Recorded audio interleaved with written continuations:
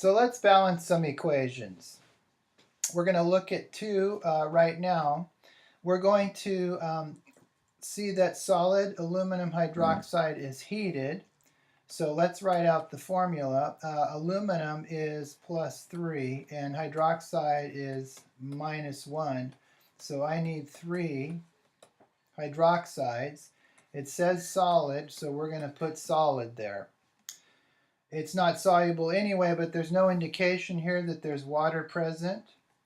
There is only one reactant. If there's only one reactant, then there's only one thing we can do to it, and so we're going to decompose it. So this is a if I could only spell, decomposition reaction. Sorry about that.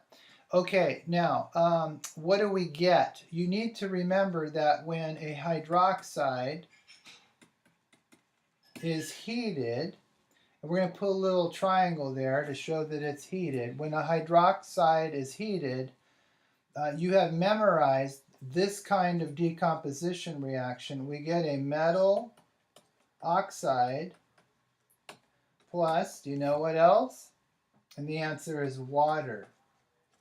Okay, now, because we're heating it, that water is going to be a vapor. It's going to be steam. So we don't need to worry about, is any of this going to dissolve?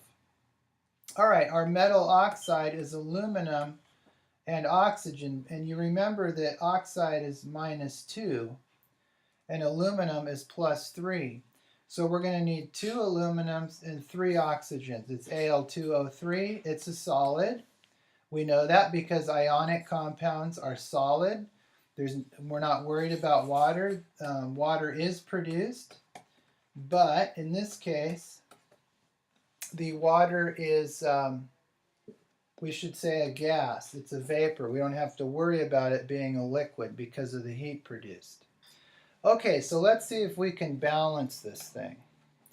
So I have 2 aluminums here. I'm going to put a 2 here. So that's 2 aluminums, 2 aluminums. How about oxygen?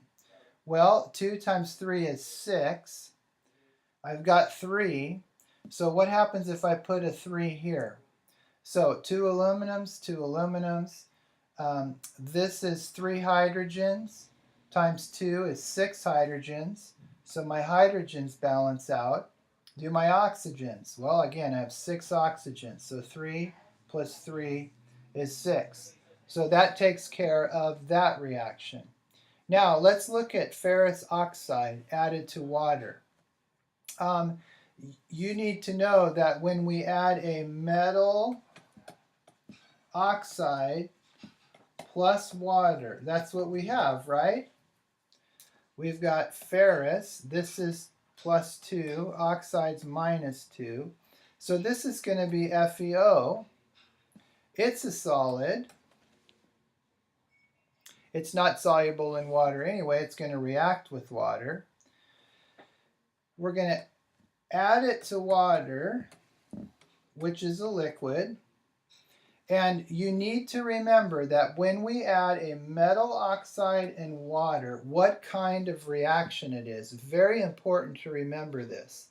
Metal oxides plus water are combination or composition reactions. So there's going to be one product. Do you remember what that product is going to be? It's going to be a base or a hydroxide. So we're going to have OH, and we know that this is iron 2, so it's going to be iron 2 hydroxide. Now we need to know, because we have the water after the reaction, what is the solubility of iron 2 hydroxide? Well, it's a solid according to the solubility rules. Here we need to see now, are we balanced? I've got 1 iron on each side. I've got 2 oxygens, there's 2 there, and 2 hydrogens on each side. So that's balanced. So this is a decomposition reaction, and a composition reaction is very important that you know. Look back in the notes and make sure you understand why you were expected to know that.